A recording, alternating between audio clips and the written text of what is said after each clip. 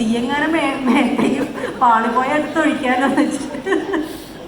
പക്ഷെ ഉഗ്രനായിരുന്നു കേട്ടോ. നിങ്ങളുടെ എല്ലാവരുടെയും ഈ ഒരു സ്പിരിറ്റ് ഉണ്ടല്ലോ, അത് കഴിഞ്ഞ പ്രാവശ്യം ഞാനും ദിലീപേട്ടനും കൂടി വന്നപ്പോൾ ഞങ്ങൾ ഒരുപാട് ചിരിച്ചു. നിങ്ങളതിനെടുക്കുന്ന ഒരു രീതി കണ്ടിട്ടാണ് കേട്ടോ. കാരണം ഇത് നിങ്ങൾക്ക് എല്ലാവർക്കും കിട്ടുന്ന വലിയൊരു അവസരമാണ്.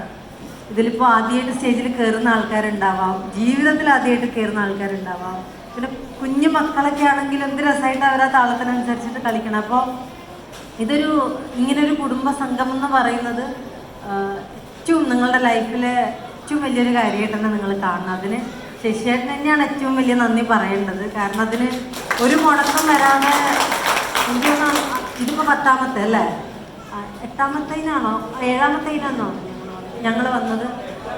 8ാമത്തെ അല്ലേ. അപ്പോഴേ അതൊരു അത്ഭുതമായിരുന്നു. അതിങ്ങനെയൊക്കെ കറക്റ്റ് ദിവസം എല്ലാ വർഷവും ചെയ്യാൻ പറ്റുന്നത്, ഒരു ദിവസം അങ്ങോട്ടും ഇങ്ങോട്ടും മാറാതെ അല്ലെങ്കിൽ ഒരു വർഷം പോലും മുടങ്ങാതെ അതെങ്ങനെ ചെയ്യാൻ പറ്റും, അതൊരു വലിയൊരു എഫേർട്ട് തന്നെയാണ്.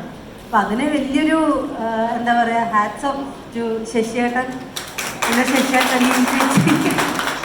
ഞങ്ങളൊക്കെ ഇപ്പോൾ ഒരു ഫാമിലി തന്നെയാണ്. അതുകൊണ്ട് എന്നൊരു ഗസ്റ്റായിട്ടൊന്നും ഇവിടെ പരിഗണിക്കേണ്ട ആവശ്യമേ ഇല്ല. എന്നാലും എല്ലാവരും നാട്ടിൽ നിന്നായാലും കേരളത്തിൻ്റെ പല ഭാഗത്തു നിന്ന് ഇവിടെ വന്നിട്ടുണ്ട്. ഈ ഒരു ദിവസത്തിന് വേണ്ടിയിട്ടുള്ള കാത്തിരിപ്പാണ്. ഇനി അടുത്ത ജൂലൈ 27 വേണ്ടിയിട്ടുള്ളൊരു കാത്തിരിപ്പാണ്.